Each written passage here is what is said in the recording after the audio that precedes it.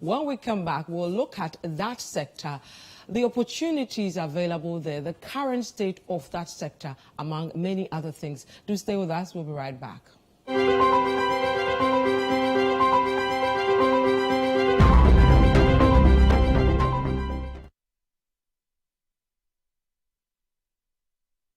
Discuss Schroeder. Fobaska Enterprise is the name of my company. Fobaska deals with stationery items. The stationery business is a broad business and it would take a lot of money. There was not enough funds to run the business. When I was a student, I was banking with Barclays, now ABSA. My personal banker just called me one day, Fobaska, can we help you? I said, okay. He came to my shop. After checking my turnover, I was entitled for some money. I will encourage other entrepreneurs to join the ABSA Young African Works program so that they can get the training and benefit from the facility so that it will take them to the next level. ABSA, Aiku, ABSA, Medase, you've taken me to the next level. Pascal's showing his boss the efficient new technology they've installed. She is pleased, but now she's asking, why is that still there? Pascal explains that the wells can store many, many messages. The boss is not so pleased anymore. If you haven't upgraded your contact center yet, it's time to get business done better with MTN Business. Who knows tomorrow? I've been living in Texas, you know. That's a did yet. A petible global. The communigram, our cash pick up, our bank, go only as a 7 million package. My Povera makes the whole world. We receive every all angles. You don't have to live here to get your money. Really? Just use ZPay. You collect your money here, spend it here without even getting out from this chair. I just said that. Jimmy D, you got your token, right? Oh yeah, you can easily redeem the token by yourself straight into your ZPay mobile money wallet. Just dial *270#. Select option 7 for MoneyGram. Enter your PIN. Then enter your 8-digit token. Enter all the transaction details. After that, press 1 to confirm. Then check the confirmation message. This is your first time, you get 10 CDs cashback and 2 CDs airtime free. They didn't know Bagana. Sawa.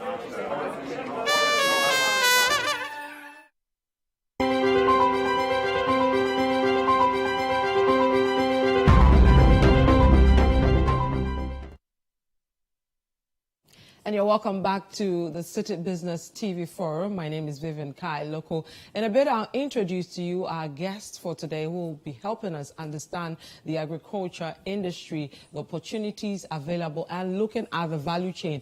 But this year, the Citi Business Festival, we're doing this in partnership with ABSA Bank. Our sponsors are MTN Momo, MTN Business, as well as ZPay. And we are supported by Gersel. I'll tell you more about Gersel today, especially because we're having our discussions in the agriculture sector. But let me introduce my guest for today. I have with me Mr. William Nete, is the head of Agribusiness at ABSA. ABSA are proud partners. Welcome, Mr. Nete. Thank you very much. Then I also have Kwesi Kobo. He's the CEO of Gersel. Mr. Kobo, welcome. Vivian, a pleasure. Yes, and the CEO himself of Gersel is here, so now you understand what I'm saying today. We'll talk a bit about them and what they do. I also have with me Madam Alberta Nana Icha Akosa. She's an agri advocate and founder of Agri House Foundation. Alberta, welcome. Thank you. I like it when I see women in agriculture. It's really a really nice feeling. So we'll talk more about that as well. Thank you. And then I have with me the all-famous Dr. Roger Canton. He's a former chief research scientist at CSIR SARI. Doc, welcome. Thank you very much. And good to have you with us. Thank you very much. So I have a great team of people who really understand the industry, who can tell us all we need to know, the way forward and all that. I know a lot of people now really want to go into the agriculture sector. And today we will tell you why indeed it's a good idea for you to go in and what we can do to improve that sector, which can rake in billions of cedis for us as a country. Welcome again. Now you can join the conversation via our Facebook and social media handles, including Twitter. You can also send us a message on 020-444-7033. The number again is 020-444-7033. We'll keep that number on our screens for a while. We'll be taking your comments and your questions at 12 o'clock, and the show ends at 12:30. So welcome again. Gentlemen and lady, thank you so much for making time to join us today. Now, I was telling Doc earlier that sometimes we make agriculture so rigid, we make it look like it's the only thing about agriculture is going to the farm and weeding and then, but there's more to agriculture than just that. There are a lot of value chains around that, and it's an interesting sector. So I will want to put this question to Mr. Pablo and Doctor to take us through the whole sector and where we are as a country in terms of agriculture. I'll start with you, Doc. Okay, thank you for the opportunity. As you rightly have put it, agriculture is a system. And when I say agriculture is a system, traditionally people used to perceive agriculture as just you pick your hoe and cutlass, go to the forest, clear a few parcels of land, and then you are there farming your maize or cocoa or whatever crop you have. Or if it is also into the livestock or the poultry sector, you with a few smaller ruminants or larger ruminants, and you are there, nobody cares about you. But the dynamics have changed. Agriculture now has become a whole business and a scientific and also a commercial entity that everybody now buys into the sector. And when we talk about agriculture, it has evolved to the stage where we now are talking about value chain, the value chain approach. In the value chain approach, we are talking about agriculture products that are served to you on the table, that is children, everybody. Nobody today can say he hasn't taken a breakfast of a sort. So from the breakfast up to where the food is produced, the farm level. So you have a whole cartel or cocktail of players. That is, you have the policy people who are those who are supposed to drive the whole policy about agriculture, because agriculture also has serious political and also security implications. Like I've been referring to several examples where during the His Excellency John Kufuor era, whereby two major countries, that is the Republic of Niger and the Republic of Mali, because of sparking food prices, within weeks, the two countries overthrew their presidents just because of food, the crisis of food. It was more dangerous than any other thing. So the easiest way a country can have a destabilizer is through food. As the saying goes, a hungry man is an angry person. But when we eat well, who cares who is the president of Ghana? My people in Sosala, East and West, Lambusie and others in the Upper West region or Upper East region, if a child gets up or a woman or a man gets up and can afford or is assured at least of a good decent lunch and a decent supper, who cares who is the president of Ghana or the minister or this or that? But in the absence of that, there are challenges. And as I said, if you take from the policy, you come to research, that is those of us who are supposed to generate technologies. How do we generate technologies? You have to interface with farmers who bring up the production constraints, problems, and debilitating issues for you to look at. And this is championed through the Ministry of Food and Agriculture or the Department of Agriculture. Instead of the farmers, and besides what we see in the field when we drive around, so we find out what are the problems militating against production and productivity now that have even been exacerbated by climate change. So we cannot do the things that we used to do when I was in Abrango Secondary School some years back. And then from there you carry through my senior brother is here, and then just from Absa Bank, you need finance. Yes. Without, what can you do this day without money? And as the Bible says in Ecclesiastes 10:19, money answers all things. Without money, you can't do anything. If I have all the brains and I do not the ideas and I do not have the basic money to drive that, It's like a vehicle. What's the Without fuel, how would it run? So we need them, and they have to support it. You're talking about traction, animal traction, or vehicles. Now, as I talk, an acre in Chimu area is costing about 250 Ghana cedis per acre, which used to be about 50 or 45 cedis. Why? Because fuel prices have hiked, spare parts and all that. Okay, so Doc, we'll come to technology, we'll come to finance, we'll come to research and all that. But I want to bring in Mr. Corbett in now to give us, now you've taken us through the value chain, all the components as much of the agri sector. But as a country, where are we? That's a huge one. Now, we've had a past minister talking about a lot of initiatives he put in place, planting for food and jobs, so many things. But realistically, you guys are on the ground. Where are we? I think as a country, it's quite a bit of mixed results. Okay. I mean, the reality is we have a long way to go from my professional and personal perspective. And I say this because, if you look at Ghana from independence to date, we've approached agriculture in a very granular manner. And the thing about agriculture is this, it is cross-sectoral. Let me give you an example. I mean, you need land. You know the proverbial 4 factors of production: land, capital, entrepreneurship, and labor. Okay. So you need land. Now, land falls under the Ministry of Lands and Forestry. Water falls under the Ministry of Water Resource Commission and the Ministry of Housing. And we're talking about even communication. Falls under the Ministry. So it's a cross-sectorial thing. And the challenge as a country is that we haven't been able to get all the various sectors that impact agriculture sitting around the same table to agree on how we move agriculture forward. And that's where we put a lot of money, governments, development partners, and we're still where we are. Because let's ask ourselves 2 simple questions.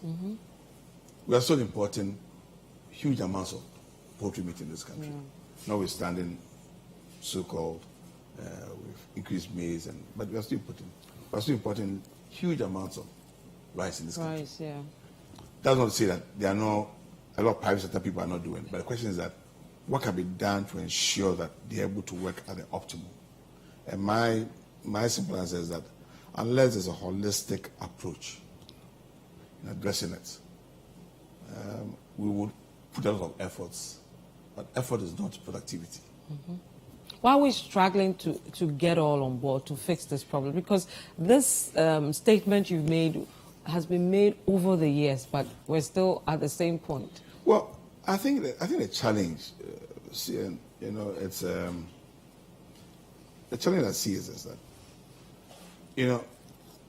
one is that it's a kind of political cycle we operate in this country where every political party has their own agenda, and the agenda is always a manifestation of what they think is right, instead of listening to those of us in the sector who also have a clear idea of what should be done.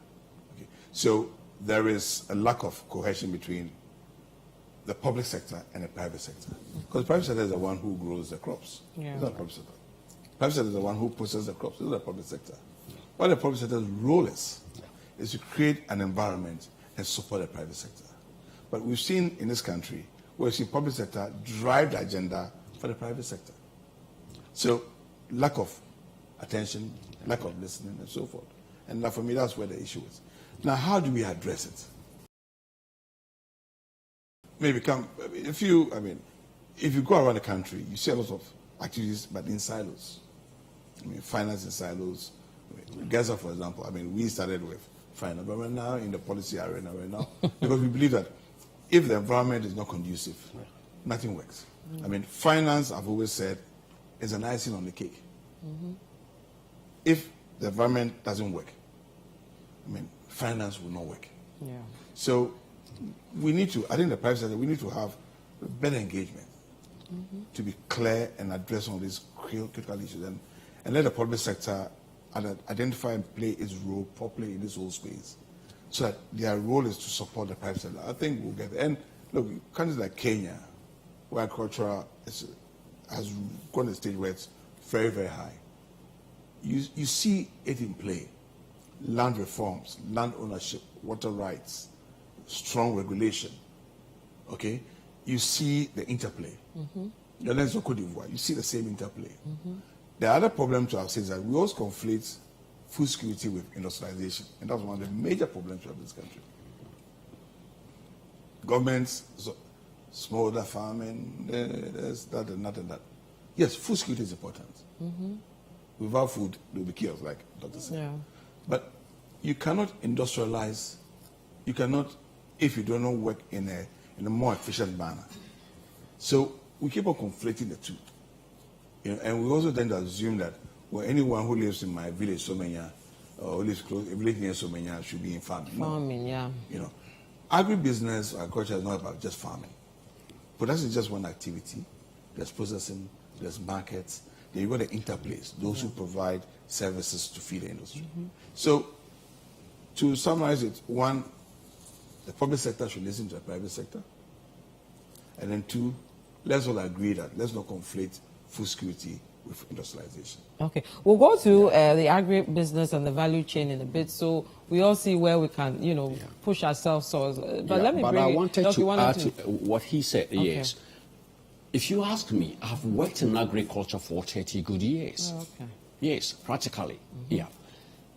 If you ask me, what is the Ghanaian agrarian policy?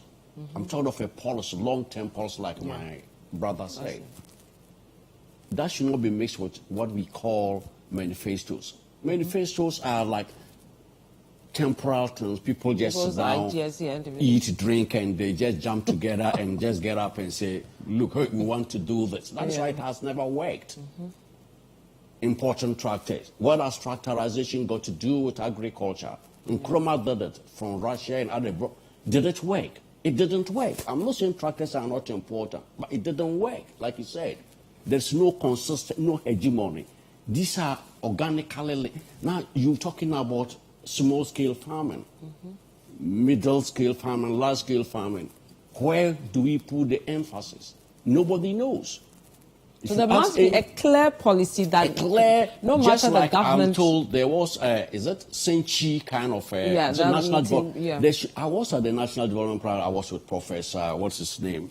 The chairman of the National Development, Professor John Balfour. Okay. I went and made a presentation there. I was invited by the Food and Agricultural Organization, the Africa Office, to deliver this on agriculture in this country, vis-a-vis the COVID and the Ukraine, is it Russian invasion of the Ukraine? Yes. And the question, do we have that so that every government, when you come, yours not to drive a policy, is how to what? Implement the policy. So strategies could vary from party A to that, which is necessary. But the policy is clear. Exactly. Not that you come and tell us who are you, why? Why should MPP, NDC, PNC, LPG tell us? No, it's not your business. It's a Ghanaian issue. So we decide, we should tell you. Then you will know how to navigate. You are a pilot. The aircraft, you don't buy the aircraft. Yours is to fly me to Tamale. How do you fly there? So I think, as you said, so I think it's until clear. we get that clear, we need a clear policy in the bush. All right. Okay. Thank you. Alberta, let me bring you in. A woman young into the agri sector. What's your impression about the agri sector? The two gentlemen who have great insights into that have been in it for a long time. Have painted a clear picture of where we are and the sector as it is. But what's your picture? Are you seeing the same thing or it varies? I think from, they've spoken at length on policy levels and all that. I think there is a huge gap, and that is advocacy. And I mean, we are trying to drive the youth into agriculture. What are we putting in place? What are the platforms that the youth can embrace? You know, my first encounter in agribusiness was at a bigger conference where all the jargons were spoken that the youth there couldn't relate to. And I believe it's time that if we want to build the next generation of agribusiness people, we look at a structure that they can embrace and then they can appreciate that this is the niche I can create. This is where I can be. Because agribusiness, like all the parties have said, is a big cycle. It's a value chain. And we all cannot be doing for instance, one can be doing the farming. I can just go and then buy maybe the pepper from the farmer and process into powder. I can get the clove and process into oil. It's amazing what some of the young people are doing in the north. There's a young lady called Latifa who is processing just clove into oil. But what are the opportunities for her to scale up? I think within the years of working, I've realized one key thing, that the youth have demonstrated beyond reasonable doubts that when given the platform, when given the opportunities, when they are motivated, encouraged, mentored, they can really bring something to the table. And we can only do that through advocacy. You know, the youth are the future, and the future is now. They can only complement what government is doing. They cannot compete.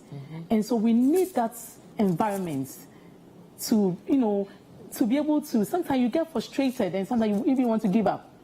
But we need to look at the channels and we can, nobody even, or very little is even said about agri-communications. That is a niche that can be created. You go to some parts in the north or even all over, we don't even have mechanization centers. But look at the very little things that the farmers are even renting. Some go as far as to rent Wellington boots, knapsacks.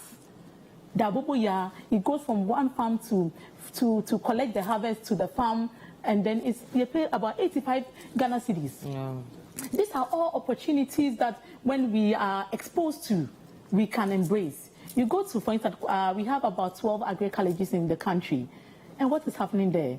There is no demonstration centers. All of the lands have been turned to real estate. So everything is theory. In the exactly, schools. More theory than practical. So I think that, you know, agribusiness, agriculture is driven by creativity and innovation. And that is what the youth possess now. Wow. Right, some interesting perspectives. Now I'm feeling sad about the whole sector. I was a bit excited today thinking that things have improved because over the last 4 years or so, we've had a lot of key statements being made in terms of what has been achieved per government policy and all that. But we'll come to that. Sometimes once you even push an advocacy or intervention and you even get more support from maybe a development partner than even your own people. And how can the youth advance or grow in that sector? We'll see whether Doc and Mr. Karo have answers to that very interesting question. I can't answer that question, but maybe they can because they have great experience in the sector. But let me bring in the bankers and see how they see that industry, whether it's more positive or it's still a bit negative. Mr. Nete. Thank you very much. I would say that it's very positive. It's very positive because there are opportunities, and my senior colleagues have mentioned, I've mentioned about the value chains where it starts from, and I think that right from the input dealers, there are opportunities. So a young person like Alberta said can go into input sales. And we are talking about value chain. So I want people to understand that the value chain, is the activities along the chain, along the line. And so we have the input dealers, we have the producers, we have the aggregators in our system, we have the processors, and then the final markets or the consumers. Within all these areas are opportunities. So if you are a young person and you are looking for an opportunity, you can just go into input sales. And I know people who have started that way. And you may not have all the financing, so you can get into a relationship with a big organization that sells, or that who can give you something on credit to sell. And that is how it begins. Then you can go into farming. The farming bits, also have. So I'm saying that there's opportunity along the line. For us as financial institutions, we see these opportunities, and we are targeting our financing to some of them. It's how prepared the enterprises are that also drives us. So when I say preparation, what do they have ready for us to look at to be able to lend? So we will talk about your books. Do you have your books ready? What books have you kept? Have you taken note of what is coming in, what is going out? Have you even put them together? At the end of the year, are you able to put a statement together? Is it audited? I think those things help the bank to have a view of what is happening so there. good bookkeeping, which is a basic. But even before then, it's you, the person doing the business. How much of it do you know? And we've talked about research and understanding your business. So if you are going into crop production or aggregation or any other aspects, how much of it do you know? If when we come to you, we want to see that you have been in the business for some time, because as we all know, if you start a business, the likelihood of it failing within the first 3 years is very high, even within our system. It's very high. So we want to see that you've been in there for a while. And we are beginning to see people, so they will come. Okay, how do you help me? So we are seeing opportunities and young people coming in. And so for me, I think that the future looks bright, and we can build on that. Yeah. I see all of you running. Doug, I'll let you make your point if it's not different from what I'm coming to say. All of you talking about the value chain. I think it's time for us to go through the various components of the value chain, and so that people really understand the true value chain and all that. So I'll start. I mean, just a quick one. Before I dive into the value chain, from where I sit, I mean, I'm seeing a lot of positivity in the private space in agribusiness. In fact, like I said, we ourselves, working closely with so many banks now, have leveraged close to $1 billion cedis in loans. 4 years of existence. And we are working closely with ABSA, ADB, EcoBank, Fidelity Bank, a lot of banks. And I mean, what COVID taught me, post-COVID, is that for 2 years, look at all sectors, they all went down. Yeah. But whether like it or not, you eat. You eat. But the beauty about agriculture products is that they have a multi-use. So let's mention one, maize. Maize, I can eat maize in this raw form. Abelema, kenke, fancy kenke, cornflakes. Maize is a biofuel. Yeah. It's a feedstock for poultry. Exactly. So the risk is very minimal because it has a multi-use. So and we're seeing more people, business people going to agriculture because they see opportunities in the export sector and the subsidy sector. What we need to do to encourage that is to create a conducive environment. I mean, the potential for agriculture is bright. I mean, for me, if you ask me, maybe I'm biased, but for all the various sectors I know of, now it has one that has most potential for us. Yeah. Okay. Now, when we talk about agribusiness value chains, we have various value chains, and they're grouped in various sectors, whether the cereal sector, the tree crop, livestock, and so forth. So if you take it for them, the tree crop, cocoa is a value chain under the tree crop subsector. Yeah. But if you got cocoa, it starts from production, and within production, you go to supplying the inputs, seedlings, and so forth, right up to processing, and ends up in the chocolate that I know, Vivian, you like. Let's say the agricultural sector. If it's about pineapple or mangoes or banana, it goes to the same process, where processing, production, and so forth. And because of the dynamic nature of agricultural products, they don't necessarily have to be processed sometimes. In fact, contrary to what people say, they always add value. Some products are of value when they're so fresh than when you process them. I'll give you an example of fresh pineapple and concentrates. Yeah. Where concentrate is a commodity, fresh pineapple has a premium. Okay. So those are agricultural value chains to talk about. And like William said, there are various opportunities along those chains. Whether you want to be an input dealer, a seedling dealer, an aggregator, a processor, or even add some value, communication. There are a lot of things that we can do. Yeah. But the critical issue for me, and I'm saying this with all passion, I mean, like I said, if you can't speak your mind, you get a bad haircut. Is that I'm a great believer, and I've been encouraging a lot of people to go into agribusiness. Because what I see in other African countries tells me that Ghana, we're just selective. Let me give you an example. We are just doing some trials of chili. You know, Ghana were banned in 2015, if you recall. Yeah. I happened to be on the committee. In 2017, we managed to get the ban reversed. In 2017 to date, we used to export a lot of chili out of this country, millions of dollars. And if you take a hectare of chili, the money you make is equivalent to doing about 40 hectares of maize. So that's why I say let's not conflate food security and industrialization or income generation. Yeah. Now, we brought it back. We are doing trials now. But the question you ask yourself is that you expect that with all these projects being run in the country by the ministry and so forth, they should be working on these basic systems and creating an environment for business people to come in. We're doing about 5 hectares. As I speak to you today, we have applications to do, people are coming, now we're getting close to about 20 to 30 hectares of people willing to invest their own money to do it. Why? Because we have demonstrated that if you put these things in place, you de-risk it. And that's the role of public sector. Because private sector will go where risks are mitigated. You know. So agricultural value chains, like I said, and as a country, we've got to then also prioritize which are the value chains we're looking at. Which ones do we need to strengthen? Because value chains, you know, have, I mean, whether it's the maize sector, the cocoa sector, or what else, it has its own dynamics.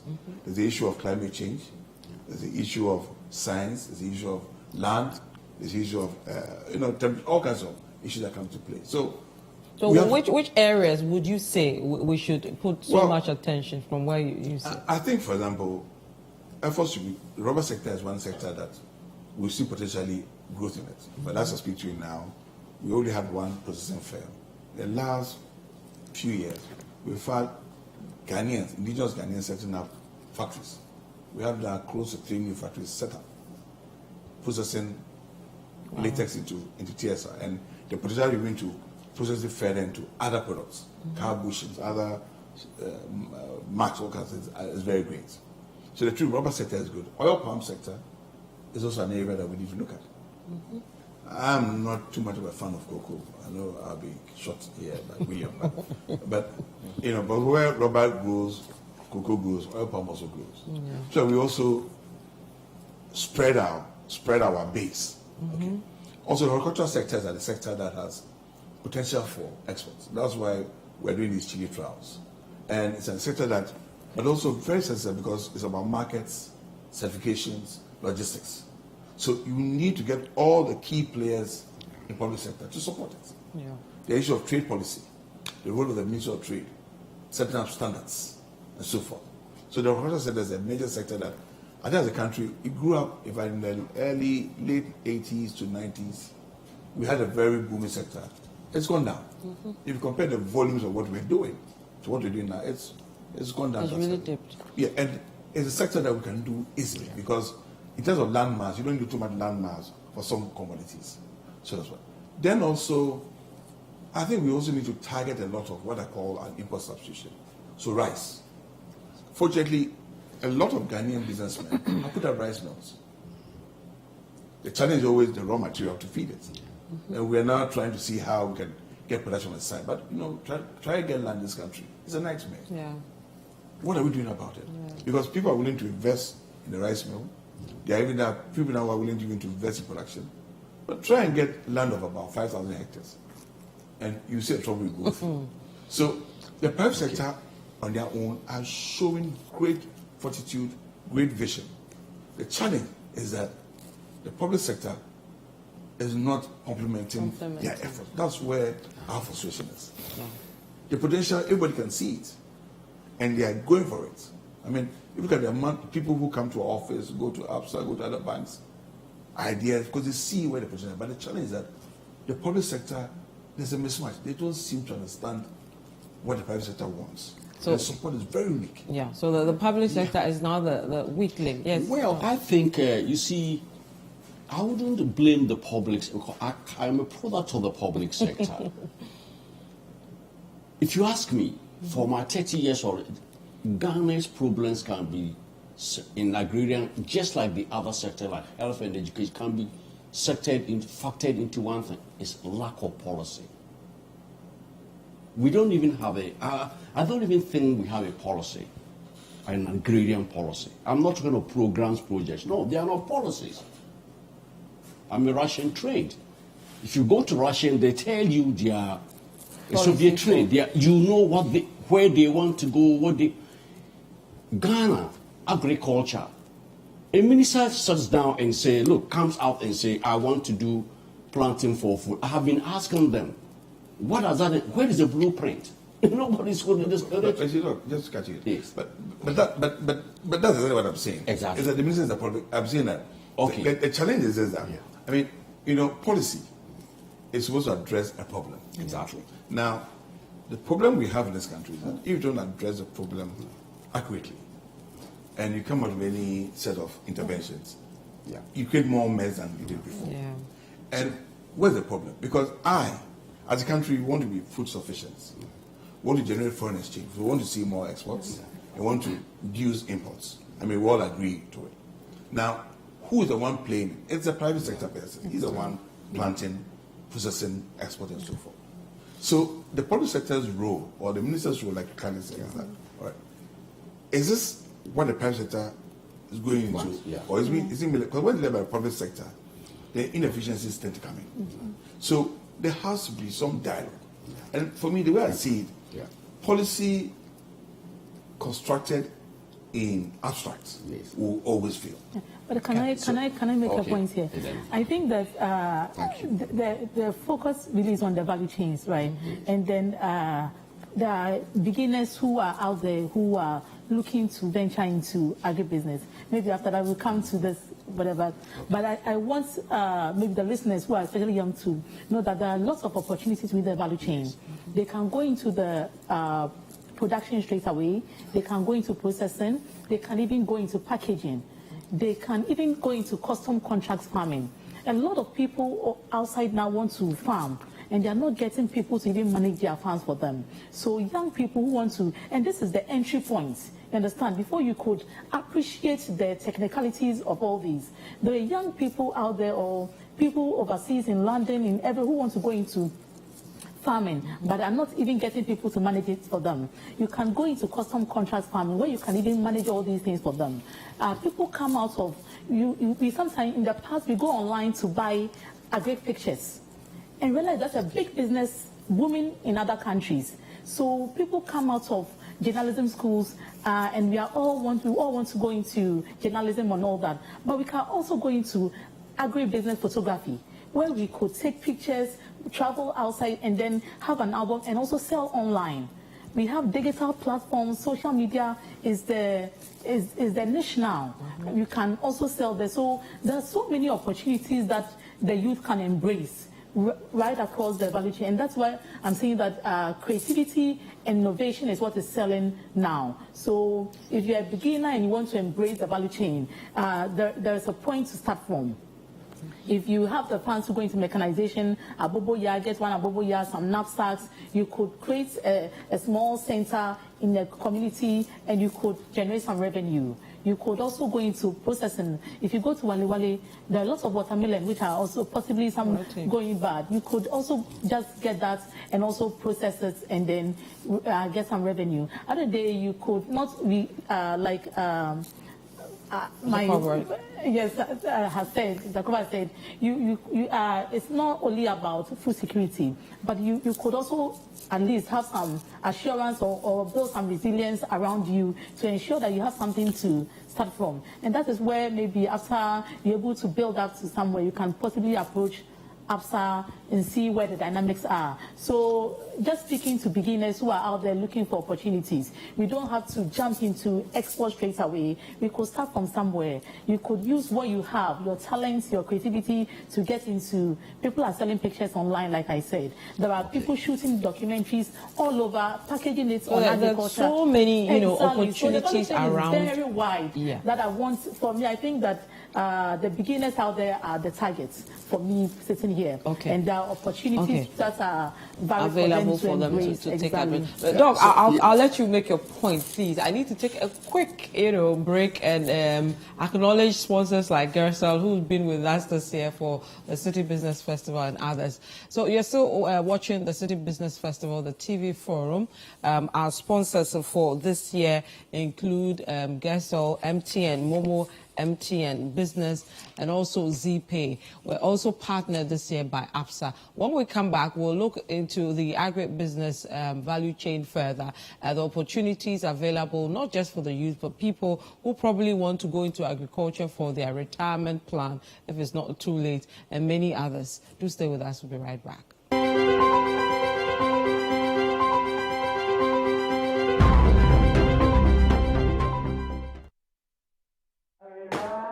My name is Florence Japon. My company's name is Florama Enterprise. I deal in chemicals for making soap, shower gels, air conditioning, and skin products. My mom started this business 20 years back, so I joined after finishing school. And a friend of mine introduced me to APSA. I opened an account with them. I got an RM who introduced me to APSA Young African Works Program. I went to the program. After the program, I was able to secure a loan from APSA. During the program, I got a new idea. So immediately after the program, I introduced a new product named Organics, and it really helped me.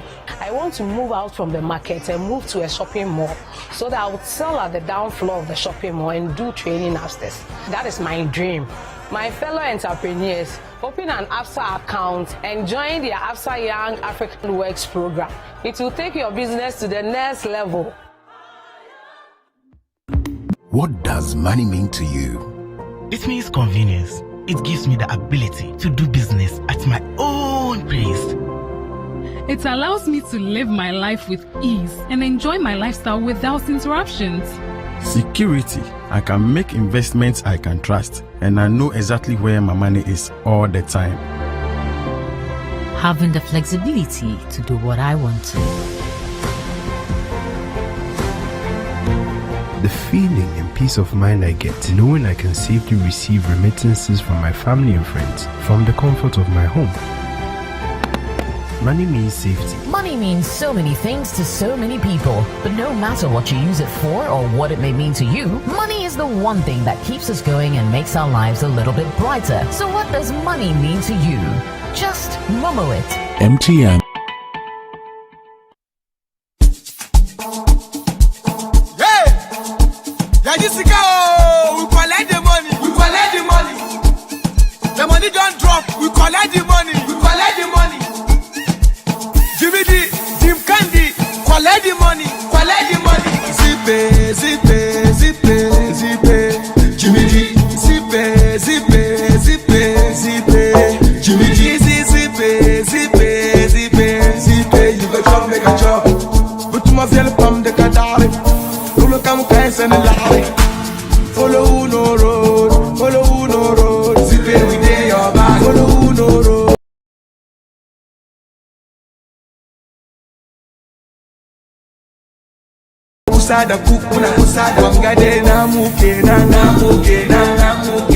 Send money from ZPay to ZPay and receive 5 CDs cashback. Life moves on and ZPay moves with you.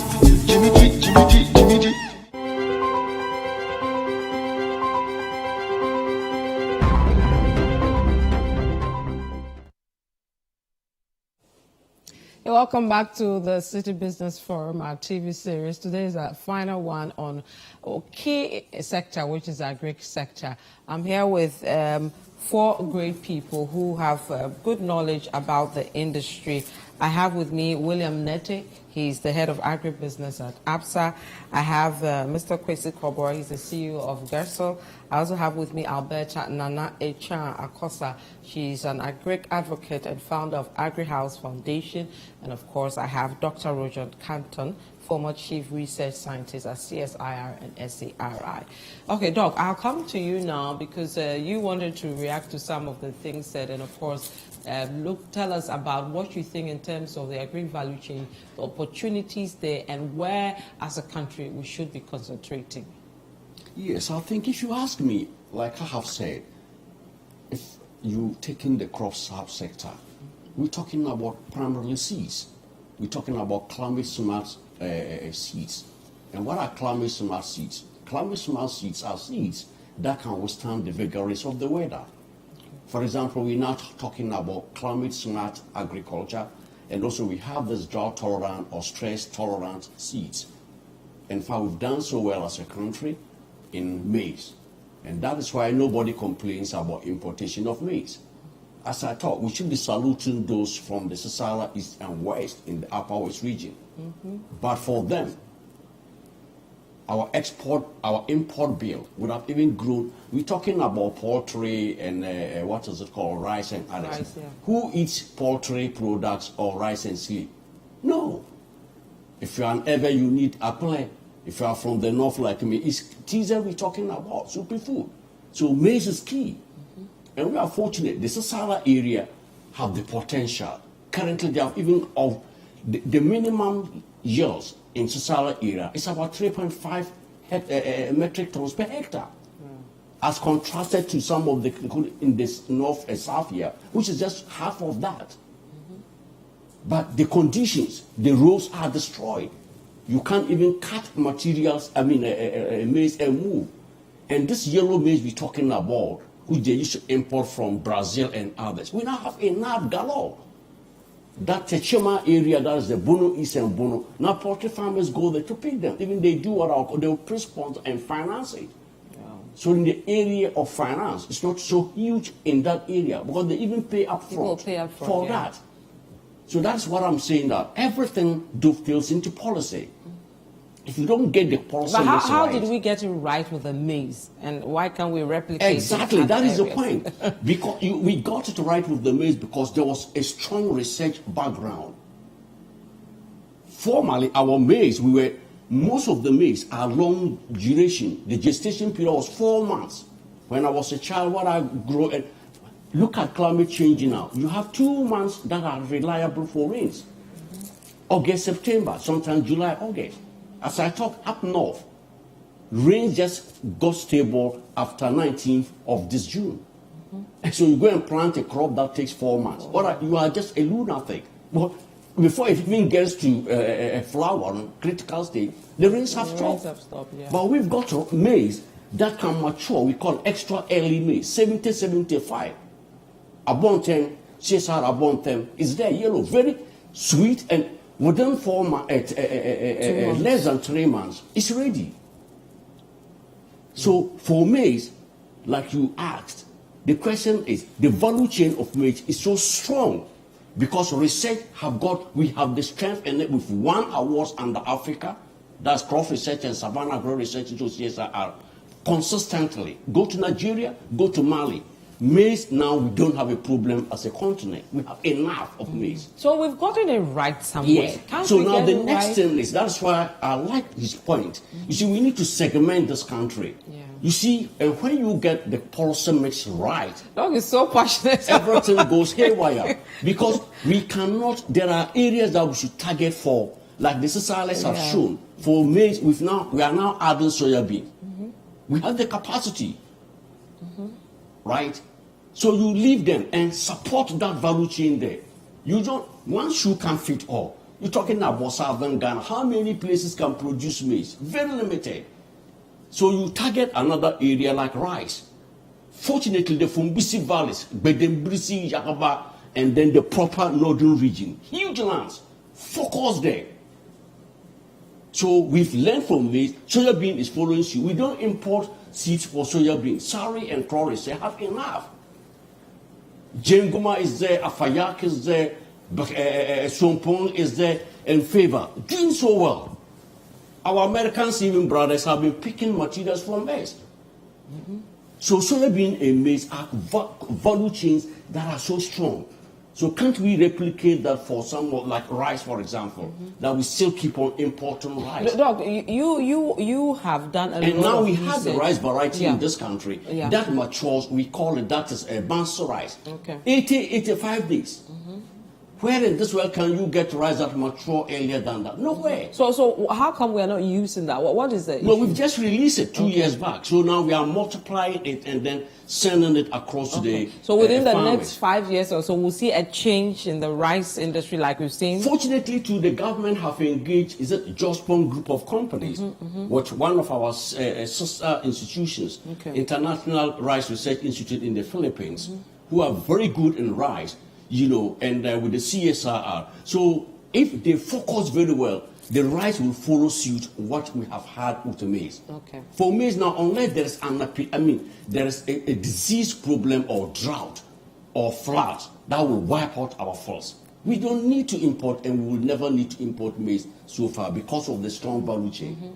And as they have all said, there are young graduates. I know up to about 6 graduates, young graduates, Polytechnic University students, who have taken up seed production in maize and soya beans, and they are doing so well in the north, particularly in northeast. A young guy, he just finished UDS, he has nothing. Now the guy has about 4 tractors, brand new tractors, combined harvesters and others. Okay. So those youth that are serious have dovetailed into it. Okay, so one of the key areas you want us to look at is the seed area. Which other areas? Yes, after the seed, we are also looking at that. She said something about mechanization and transport. Currently, a lot of people, particularly women and the youth, they don't own tractors. So before the tractor comes to her farm or the woman's farm, it's late. And agriculture is timeliness.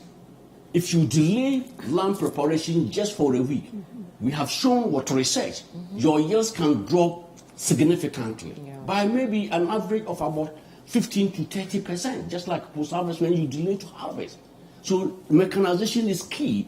But here again, we are talking about what? Reliable mechanization centers. I think Kufuor brought in tractors. They wanted to set up mechanization centers. Politicians hijacked them. Those tractors vanished. A lot of them found their ways into Burkina Faso. Don't ask me how. Did they fly like the guinea fowls? Yes. They brought another set of tractors. Go and ask them, where are those tractors? You are a politician. You have no business going into setting up a mechanization center because people are already in the system doing that, like you said. So let us strengthen them. But they come, a minister picks 10 of them, the chief director picks this something. We know them. These are facts. I won't argue with any ignorant person in that regard. We know. We have the empirical evidence. So when you run a system like that, it's chaos. Nothing can be fixed. We are just making noise. And I must thank you people for bringing us together to critical thinking. Look at the submissions here. We need to sit and discuss these issues. Technocrats, not the politicians who are oblivious of the realities on the ground. They hijack everything. We all run away and leave them. Agriculture is suffering it. Health is suffering it. Education is suffering. I'm told there are licensed people are failing. Why? Because we've got it totally wrong. You need to bring. I'm not a politician. I'm just talking as a technocrat. These things should be fixed. We can fix them. We have the brains. We can do the job. Okay, Doc. So seed, mechanization. Yes. And then we are talking about also extension. Okay. Services. Someone comes in. He wants to do seeds. He's not an agricultural student. He might have come from a medical, like I said, a medical doctor. We have a lot of them who have come to us. They call you to help them. A banker or a market woman or someone sitting abroad. Yes. Then we are also talking about transport. She said, Aboboya, you go to the north, the Sala area there. So Sala area is a high, huge, gigantic producer, but the roads are not good. So how do you leverage maize and come? I just listened to my younger brother, Sasara West MP, Honorable Mohammed Soparo, talking about this, the factories they are talking about. And he was asking the sector minister, Katie Hammond, why they haven't put one in. And they said, no businessman has shown interest. Does that make sense? You can fix that. We produce soya bean and maize. They are the ingredients for the poultry. You are a minister sitting here telling him that who should show? You should. You should be able to get someone to leverage that. You put it in Bolu there. Common sense tells everybody I'm not an economist and I don't want to be one. It says you send factories to where the raw materials are. That it's as simple as that. We have the brain. We can fix this country. Right. But if they hijack it and don't want to listen to you, I cannot. I'm well trained. I will force myself to be used by or to have done my job. Okay, Doc. Quick. He said something on tractors being hijacked. I think he said that. But I think one thing also we realize along the chain was we get to travel a lot. Realize that most of them are broken down and with nobody to fix. And when we inquired, we realized that no training. So it's more to do with appropriate technology. So we bring it and then no training. So when anything happens to it, then it's just there. Yeah. It becomes like nobody who understands the and so services you see and a lot of them all over the. But in Upper West, I don't know if you've heard about Joy Okra. She's one lady who is driving. Yes, I know her. I've worked with her on the salary. She's driving mechanization. Exactly. So she's a young lady, and she has set up this mechanization center. So she's supporting the women in our own small way. As Agri-House Foundation, we have a project called the Women in Food and Agri, where every year we support at least a women group with one Abuboya. So this year we are focusing the Eastern region, and they've been able to do a lot with the Abuboya. Last year, when Western region, where we support a group in Western North with Abuboya, same in the Upper East and Upper West as well. So I think it's one key issue that we should be looking at transportation, where because one from the farm to the market is about 85 NRCDs, and how much are you going to sell the produce for to be paying that? So you know there's a lot of opportunities, and we have to look at it one at. And then he also mentioned something that's very key: crop-specific regions. In Wale Wale, there's a lot of watermelon. So you focus there. So we focus, and then we set up a factory there. When you go to Dambari in Northeast, they do very well in green pepper. But there's nothing. Now they go to Wale to go and buy. So we have everything somewhere. I don't see that why we are struggling to get things done. done. And to add to what she said, we have more broken down tractors than tractors being imported. And I have told Agri that look, you don't need to import tractors again. There are enough here. You just get Mercy Ferguson, the world best brand. It's Mercy Ferguson MF. Any joker who calls himself parades as a mechanic can fix it. You bring complicated heavy truck who destroy the soil.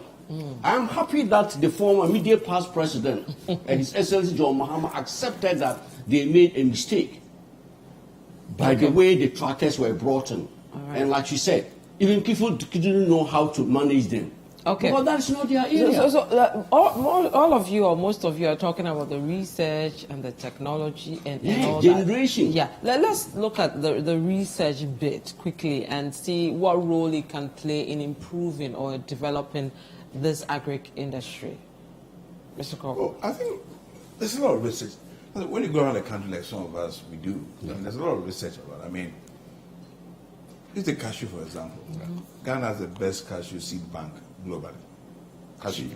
We are the best. I mean, if you look at the yields we get compared to Cote d'Ivoire, per hectare, we are better. You know, the challenge has been how do you migrate research into the private sector space? And there's been a break in that communication. And research is done in public space. I always tell people, when you take out your beautiful iPhone, all the features you have were done under public research. Your touch screen, your GPS. What someone did, Steve Jobs did, was to put all together and sell it to meet your needs.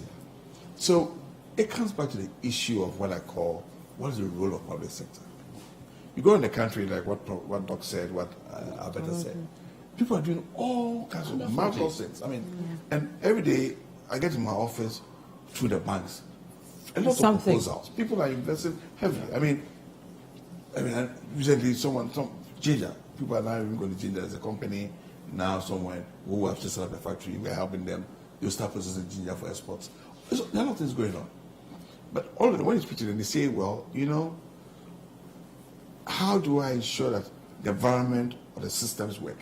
The road networks, electricity supply. There's a transformer. So you go to Agri-business, who's at a factory, he has to go and buy his own transformer. To do it so, all right?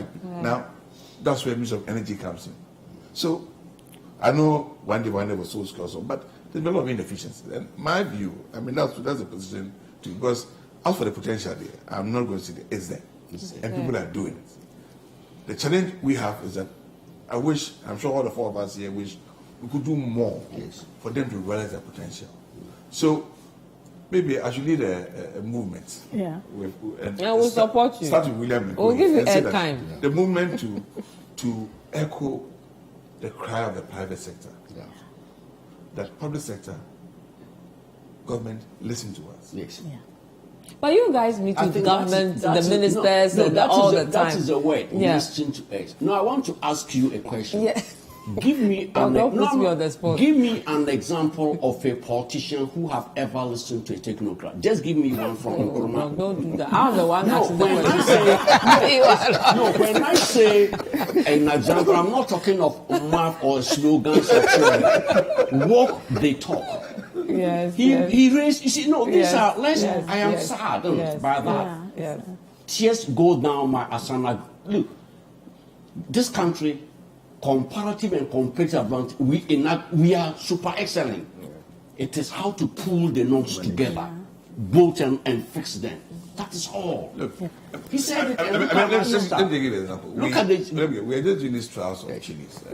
Williams are aware of it.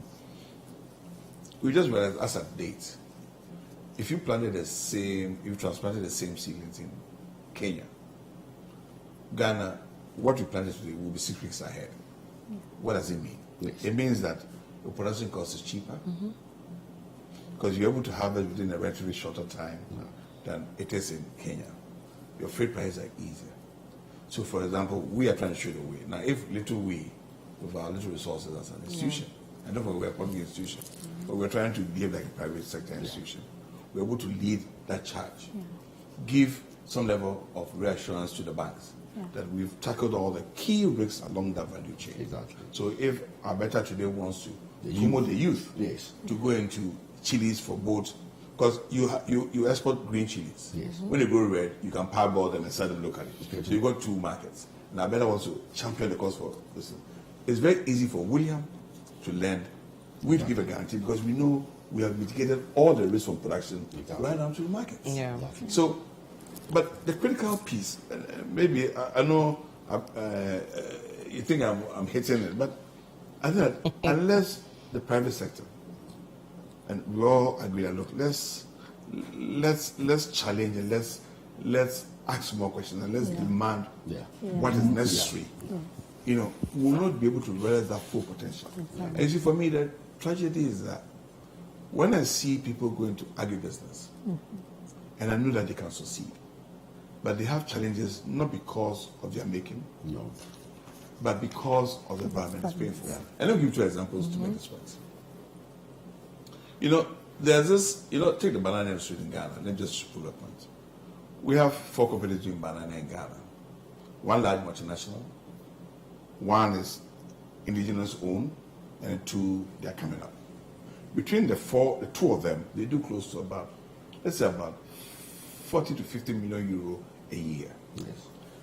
Now, they're having challenges along just of management of a shed at Temaport, which was to service the industry, but then all kinds of games are going on. Now, it's becoming an inimical threat to the industry.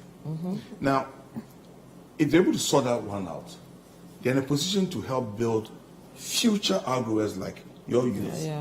Because what they've done is that they've harnessed the technology, they know the risk, they know the markets. So if they're person we want to do an agro program, want the youth to get involved, you go into it, you know that one, you have the planting material, you have the technology, the know-how, you have the market access. But how do they share that wealth with the youth? When they themselves are having challenges with logistics, and you are talking about those are just policy issues. And you are just talking about a harbour. Why should that be so? It's not and because someone there's no science and anywhere in this country, if an export sector, you have to control from field to fork, which means you have to control your logistics. It's competitive. As long as you control your logistics, you're competing against other countries.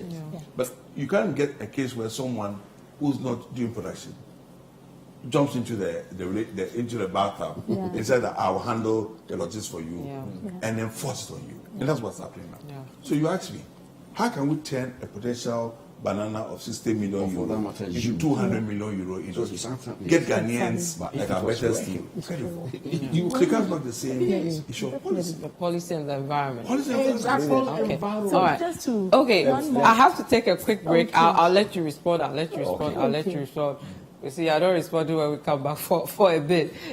So we'll take a quick break. When we come back, we'll look at some of the responses from the statements Mr. Kobor has made, and then we'll look at how we can de-risk the agri sector. Exactly. We'll look at financing proper, and of course, how we can encourage the youth to go in, because what we're hearing now, it may even push them away, but how can we change their mind to stay in? Like Alberta said, they are the future, and the future is now. We'll be back. You can join the conversations when we come back. The number is 020-444-7033. It's on your screen now. We'll be right back. To stay with us.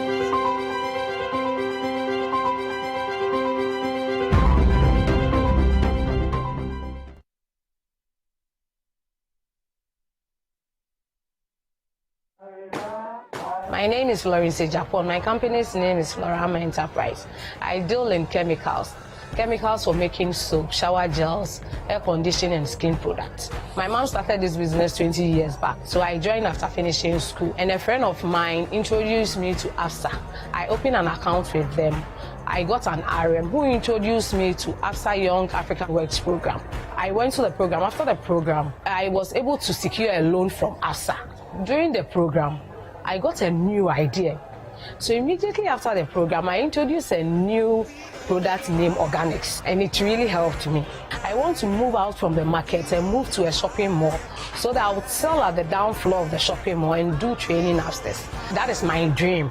My fellow entrepreneurs, open an AFSA account and join the AFSA Young African Works Program. It will take your business to the next level.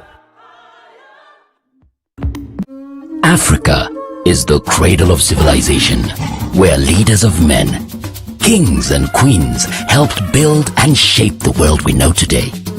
Since the beginning of time, money and goods have moved freely across this great continent until they were interrupted by borders, arbitrary and man-made. Thanks to hard-fought freedoms, digital advancement and human ingenuity, a new day is dawning where money and goods can once again move across these vast lands unencumbered, opening Africa up to movement, progress, and opportunity. Don't let borders limit you. Transfer and receive money quickly, easily, affordably. ZPay, building a borderless Africa.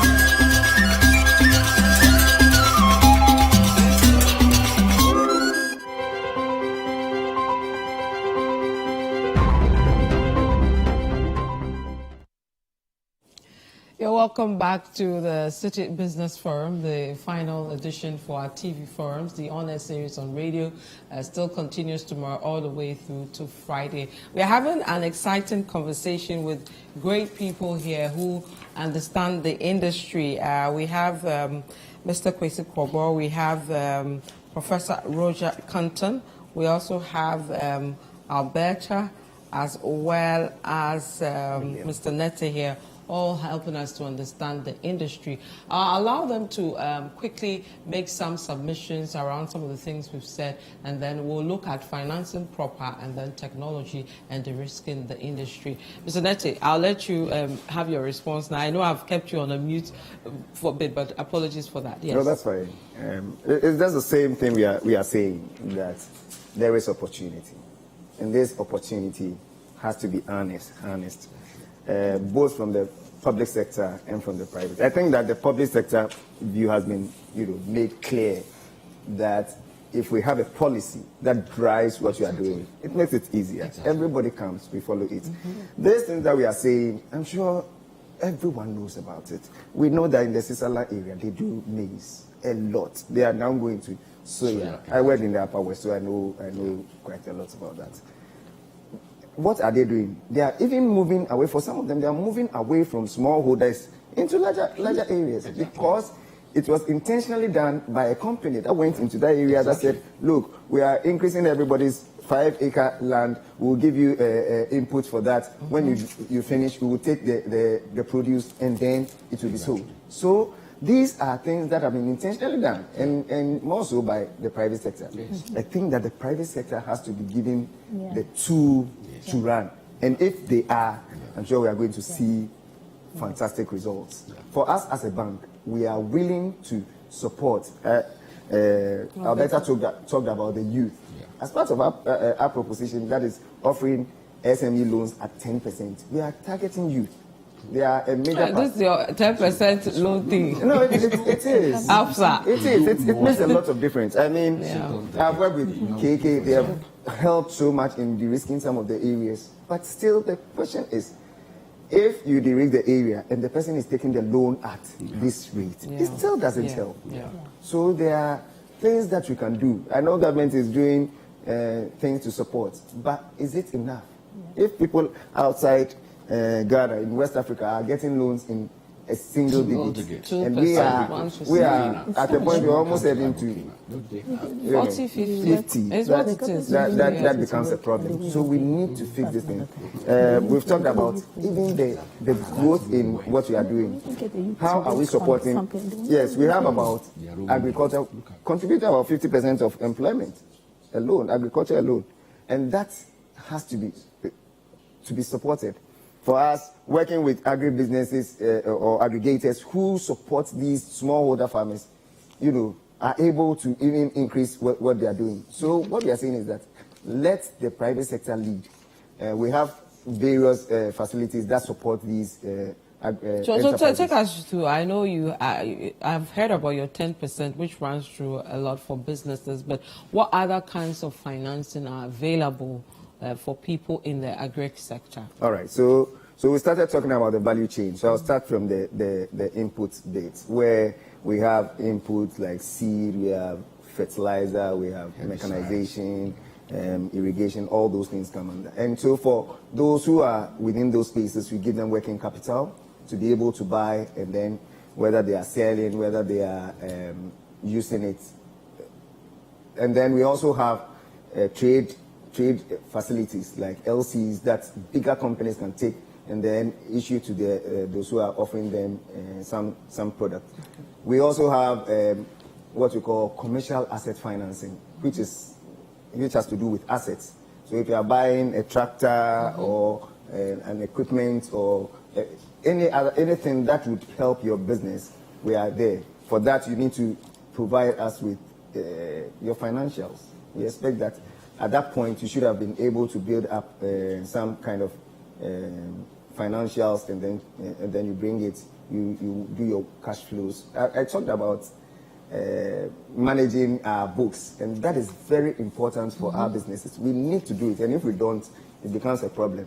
Then we move on to those who are into production. We support production. And like I said, we may not support every farmer. We may not have close link to every farmer at the very rural area. So we work through various actors, like the input dealer, like an aggregator. They take the facility, they give us the names of those they are working with. We follow up, they see the inputs going to them. And for that, what it means is that the person can buy it at based on the volume that they are buying. They can negotiate for better prices and then pass it on to these farmers. We also support commercial farmers who are into. So if the person is doing 100 acres, 200 acres, and then at that point they have shown that they have the capability, we support them. We support aggregation or aggregators to be able to also get financing to go and mop up. Because we have a lot of smallholder farmers, when these things when the produce come on stream, there's the need for someone to go to that level to buy, because the farmer, like we said, the roads are so bad, they can't move it from one end to the other. So there are people who go there to aggregate and then they sell, and we provide financing for them. Okay. To go so how easy is that? They come to you and then you take it from, and should they have an amount of level of qualification in terms of how long they've been in the business, all that? Are you going through the typical rules of engagement in getting in? So depending on who you are, and what you are looking for. So we have what we call the unsecured facility, which is mainly for those who are doing, running businesses on a day-to-day basis, that money comes in and goes out. For those people, for the women, up to 1 million cedis, we do that without collateral and then without. So Alberta can come, she'll get that 1 million without collateral. Yes. If Alberta is doing a business and she knows that she has to have a relationship with us. Okay. So that we'll be able to. Do you have a relationship with them? We'll be able to manage. I don't think you would like us to talk about it. Okay, that's a relationship. We'll see you do maybe 3 months. Okay. And then you can bring us some information from your previous banks, and then we put it together, and then we see what we can generate for you. But those who are taking bigger amounts, we expect them that they come up with some collateral, or they come up with some skin in the game, and then we also are able to do some financing for them. One of the things I want to mention is enterprise supply chain, which is like contract based. So for those who are aggregating and all that, they can get into a relationship with a bigger buyer. This bigger buyer will then give a contract, and on the back of that contract, we assess the bigger company, and we are able to lend to them as well. Okay, let me take some quick comments coming in before I come back to you guys. This one says, with talk of transportation, what's happening to the trains? Wouldn't that be more efficient than tractors? What discussions have been done? Has that been discussed, you ask? This one says, good afternoon, Vivian. I see the passion your panelists are talking with. It's sad as a country with the prices of food when we have everything to make us wealthy as a country and individuals. I'm a young farmer myself. The challenges are enormous, from training to financing. We are grateful to people like Alberta and Agri House Foundation for the work they are doing for Mother Ghana. Tell her it is, quotes, possible. This one says, I want to believe the banks are refusing to take risk and looking more into quick revenue than genuinely helping the agri sector. Oh, I disagree. We have AFSA helping. And then this one says, great submissions. I love the passion of Doc from CSIR. Can we put him to lead this charge? Yeah. I also heard of the Ghana Poultry Day. Can it be explained further? Seth Amwa from KD. Ghana Poultry Day. Okay, so the Ghana Poultry Day is actually being organized by, it's an initiative of Agri House Foundation. Okay. What we are trying to do is to advocate for the consumption, promotion, and improvement of our poultry sector. I think some time back in Doma, realized that a lot of eggs, it went bad, and the feed and everything is becoming very, very hard for farmers to come by. Most of the poultry farms are closing down. So basically, just like how the Chocolate Day has been structured, we want to drive an advocacy campaign where there is more focus on the poultry industry. So we are trying to get all stakeholders to recognize July 1st as a Poultry Day. Okay, so in a few days. In a few days, at the forecourts of the State House on this Saturday, we have a lot of influencers like some of the MPs from both sides coming together to prepare different recipes with our poultry. Please tell them about the policy. We want a policy. Yes. Exactly. And not come and cook fry the chicken and go. No panic kind of fire brigades. Exactly. So we are using them as the key to see that there's a gap. Okay. And that is what research does. There's a huge gap in the sector, and they need to be part of it. You know, you have to be present. They need to be part of it, to experience it, to talk about it, and see how we can together drive an advocacy where our poultry sector will be at. There's a lot of importation as well. So I think just maybe now that I'm talking, I will use it to also talk about our very different interventions that we've been privileged to even work with AFSA on some. We have the Women in Food and Agri Leadership Training Forum, where we focus on farmers with disabilities across the country. We support them with basic input, and we've been very privileged to have a support from Global Affairs Canada for many years, who've been supporting us with inputs for these women farmers, and we do a lot of training. AFSA has supported us to provide bookkeeping training for some of these women who are doing so well. We also have the One Household, One Garden, where we support people like you who want to have... Okay, so you give me money to improve upon my garden at home. I have one. We give you the starter pack, okay. the seeds. What's in the starter pack? Vegetable, the carrots, okay. Carrots, cabbage, pepper, everything. Okay. We'll give you the tray and then also to support you and give you a starter pack, like the garden tools that you'll be able to, and the fencing material. Okay. I think in the north, through the support of Agra, we've been able to train over 5,000 women farmers to do that. Okay. And then we also have we've also been trying to promote the livestock sector. And so we have different interventions that we train people to go into rabbits farming, snail farming, these small ruminants and all that. Okay. And then we have the pre-harvest that also bring farmers together to just help to reduce post-harvest losses. Okay. And these are all gaps that through research we've been able to identify. Look, these are the gaps, and it's very important we look at the gaps. And then we target. We have this boot camp that we hold every year. We bring all the students from the colleges together, Damango, Fair River, Aswanzi, Animal Health, Veterinary, Ejura, Kwada. So we come them here for a week, and then we have mentors and other trainers who come in. We have an amazing partnership with Agromonti now that we set up an input dealer shop for one student at a time. This year we are setting up for one student from Adidome Farm Institute in the Volta region. And this is one of the government's agenda. Government had a policy that they will set up an input dealer shop in minimum. So there are a lot of bits and pieces happening all over, so but the environment is still... And that's what we are trying to complement. We are not competing. So we see that this is a very good intervention. There are farmers that who are not having access to inputs. What can we do? And that is what advocacy does. So it's very important that in talking about all these value chains, the government find a place, a key place for advocacy and some of the interventions. Agri-House Foundation has been leading most of these interventions for many years, and it's very important. People who want to, you're doing a lot. How do they get in touch with you? I'm giving you 30 seconds to. Thank you. So our number directly 0244 623 012. But our website is quite active, and our also Facebook page is also very active. Okay. So what we do is Agri-House Foundation. We don't charge anybody for anything. If it's even charged, it's very highly subsidized.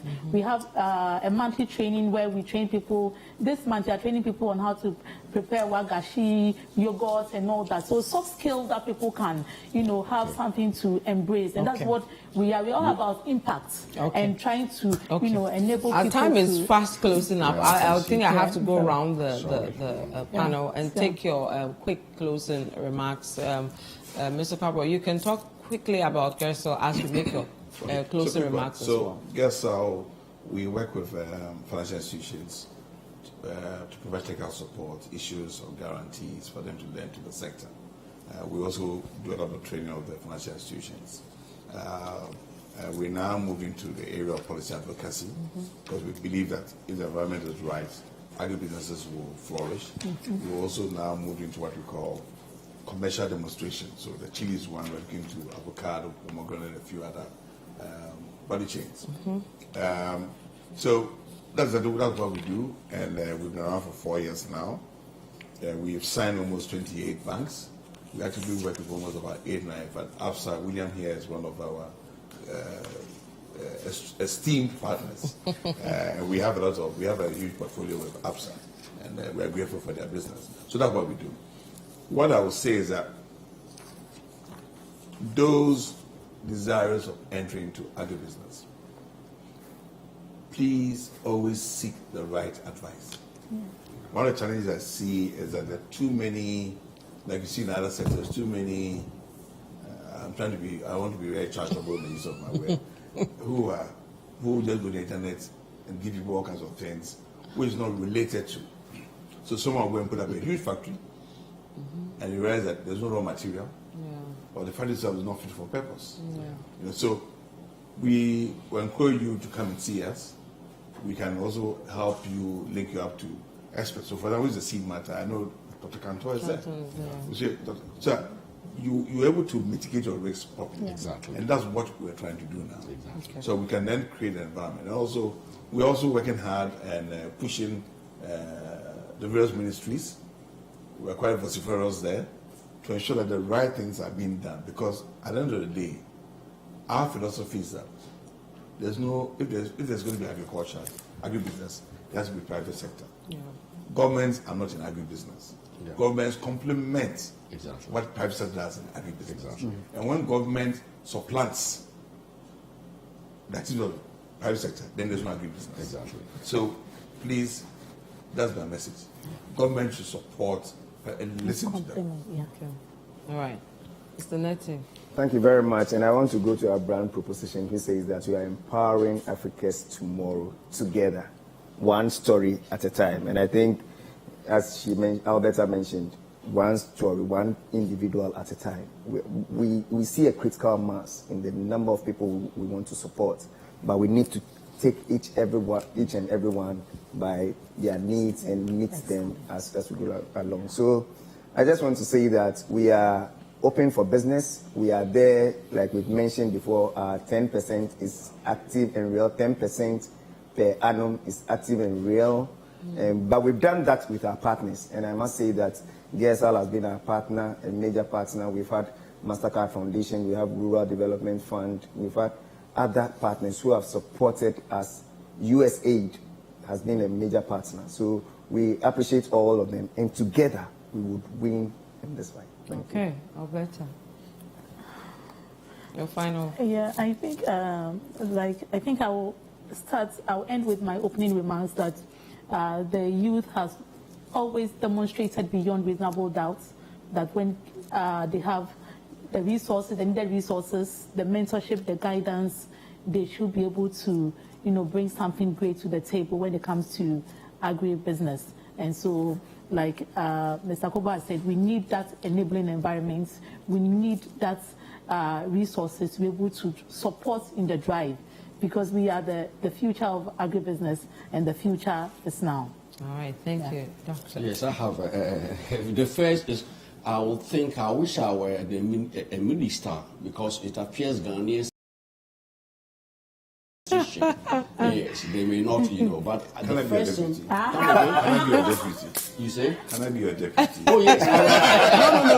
No. I hope they are listening. Yes, we will work together. I think one of the things I would like to see Ghana do is we should try to let every school, from primary to university, should have a school farm. Yeah. No matter the acreage. Navrango Secondary School, the best in northern Ghana that have trained me, I learned from their school. We just set That's one. We yes. just established one. Let them. Yes, yeah. And it used to do a lot of things. It trains you into agriculture. You eat what you produce. Yeah. It sets the ball rolling. Yeah. And even students whose parents couldn't afford to pay common entrance, school JCs, they use our cotton money to pay for them to write exams. Some of them are professors, some are very big people now. But for the school fund, they wouldn't have. I'm told government is having challenges feeding schools, what is it called? Feeding children while they are fighting. If the schools had that, it would supplement that 150%. Because you produce. So you look at the area, like my brother said, if it's a pineapple producing zone, it is this and that, rubber, just give them an acre. That is significant. One, they are learning, catching them young, so they know. I was in South Korea for 3 weeks. Every office, everybody in South Korea grows rice. Their houses, hotels, offices. Why? Well, they have nothing. It's highly mountainous. It's only rice they feed you. The soils are not, but and they are okay. So why can't we do that? The military are there. Why are they not farming? You keep them in Burma camp. They used to have Ghana Armed Forces. Deploy them in times of peace. The military, police. They are roaming, put them to the farm to work, to supplement. Egyptian army is what is feeding Egyptians with rice. I'm giving you free consultancy. I'm not asking anybody to pay for it for today. Then I'm also asking that my people, that is the Sisala areas, it's a gold of wealth. The land is there. My brother we have the comparative and competitive advantages. Yet our roads are so bad. No factory there. Tumu Bolu will need a factory, a poultry feed, because the raw materials are there. As I talk now, huge loads of flat bodies are leaving to every now and then. You are with me, yes, and you know. Well, we are having financing. Exactly. Look. So just to so we are asking they should help us and get us a factory there, and also to help to fix our roads. Okay. I think this is what I have for Great the appeal. government. Thank you very much, Doc. So thank you to my great team, Dr. Roger Canton, former Chief Research Scientist, CSIR, SARI, Madam Alberta Nana Echa Akosa, Agri Advocate and founder of Agri House Foundation, Kwesi Korbor, CEO of Gersal, and of course William Nete, Head of Agri-business, ABSA. Now, this year's Citi Business Forum and of course the TV forums, we've done this in partnership with ABSA, was sponsored by MTN Momo, MTN Business, ZP, and of course was supported by Gersal. Now, for this 4 weeks that we've brought you the Business Forum, we've been supported by a huge production team, and I have to do the right thing to acknowledge them. Our producer for the whole production for this year's Citi Business Festival has been Mr. Bernard Koku-Avle. Our production assistants have been Hansen Ajiman, Ni Ilate, and Na Shika Caesar. Our new media support was with Emmanuel Owusu and Daniel Abogri Anyoriga. Our technician, Theophilus Aisen. Sound, Ni Koome, Bismarck Amuzu, and Ishmael Ajite. Our floor managers have been Evan Safo and David Donu. Cameramen, Roger Opare Brooks, Jake Norte, Jacob Ajite, Christian Chikata, Pa Ko Anan, Ben Botre, Nicholas Arthur, Albert Asante Yabwa, Kamaru Abdullahi, Evans Kohe, Richard Doji, MCR, Bernard Gabla, Joseph J. Octavio Newman, Assistant Director, Pearl Obobi, and of course our Madam who's been riding us throughout, MFA Dente, our Director. And of course, Vivian Kai Loco, I've been with you throughout this month. Thank you very much. We hope to see you next year in the month of June. But remember, the on-air series still continues. Bernard Avle will be doing that till Friday. Thank you and goodbye.